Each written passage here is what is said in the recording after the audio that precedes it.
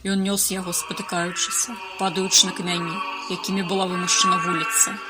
Яго твар быў разбіты, нос паламаны. Вочы абаль не бачылі з-за крыві, якой яны заплылі. Крыж быў вялікі, цяжкі, не перакладзены, як звычайна, а цэлы скалочаны з двух вялікіх пярвенняў, натоўп худзеў. Нехта адабральна, нехта гнеўна. Хтосьці маўчаў, ды гэтае маўчанне было большым, чым самы громкі крык, які мог бы вырвацца з вырываемага з грудзей сэрца. За што? Ніхто не запытваў. Усе добра ведалі, за што сціплому сыну плотніка такая ўзнагарода. Божа асмеліўся гаварыць, не маўчаць. Гаварыць пра любоў і каханне, і да каго? Да Бога, ганьба, блюзнер, распуснік, вар'ят. Бога не трэба баяцца, яго трэба любіць, любіць горача, усім сэрцам, душою, целам і ўсёй сваёй істасцю. Богу не трэба ахвяры, бараны, валы, голубы, дымячыя сівантробы. Богу трэба любоў. Зліццё душу і целу, імкненне і прага да яго, і праз яго любоў да свайго блізкага, экстатычная, самаадданая да поўнага забыцця. Бога воінству, ахвярнікаў залатога каўчэгу ён абвесціў Богам вар'ятаў, юродзівых, патаскух і мытараў, грэшнікаў, якія прасмыкаюцца, як чэрві. Богам пракажоных і знявечаных, убогіх, гразных, сціплых і нізкіх, нячыстых. Тых, хто асмельваюцца заяўляць, што яны ядуць яго плоць і кроў. Да якой меры дна можа апусціцца гэтае блюзнерства? Яму сапраўды няма дна.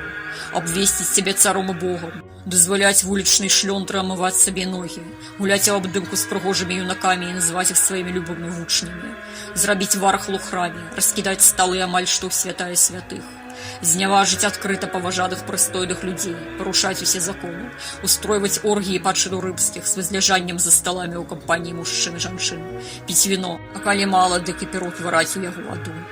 Вар'ят, уявіўшы сябе самім Богам, мешахам.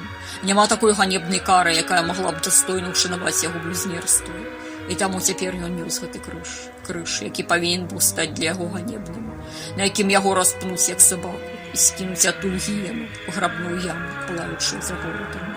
Вакол раздаваліся крыкі, з якіх большасць была праклёнаная. Нехта падштурхоўваў натоўп, заводзіў яго, натоўп трах крыві. Калі б не жаўнеры, яны б самі накінуліся на яго. Разарвалі б яго прама тут, на кавалкі. Нейкая невялікая жанчына ў чорным убранні прабілася праз людзей і ўпала ешая ледзь не пад ногі. Ён спатыкнуўся і апусціўся побач. Яна з плачам пачала абціраць яму твар красом свайго адзення проста рукамі. Яе покрыў збыўся назад, адкрыўшы карычневыя валасы, і прыгожы бледны твар, дзіўна падобны да яго. Рана пастарэла ад слёзаў.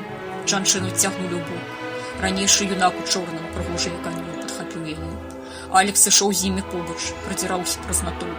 Адзенне на ім было разарванае, нейкая хламіда, накінутая на яго амаль сапелую кашулю і штаны. Панцыр і кальчугу ён кінуў там у доме, потым вырашыў забраць. Бо ж гарчыня, спякота. Сказаць, каб яго ўразіла пакаранне, было нельга. За сваё жыццё ён не такое бачыў. Яго ўразілі людзі. Як яны праглі яго смерці, як радаваліся смерці таго, хто прапаведваў ім любоў, хто вылечваў і загойваў ім раны, хто рабіў перад іх вачыма ўсе магчымы і немагчымыя цуды, што ён быў Бог, і Алекс гэта ведаў, як гэтага не ведалі яны.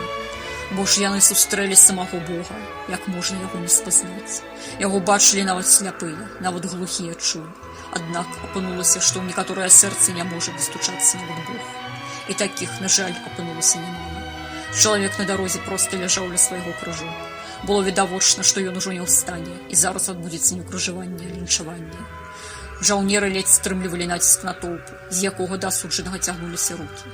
І тады Алекс рашуча шагнуў на адкрыўшыяся перад ім месца, прабіўшыся праз натоўп, і апынуўся побач з ім. «Я панясу», — коротка вымовіў ён жаўнеру, які глядзеў на яго як на вар'ята.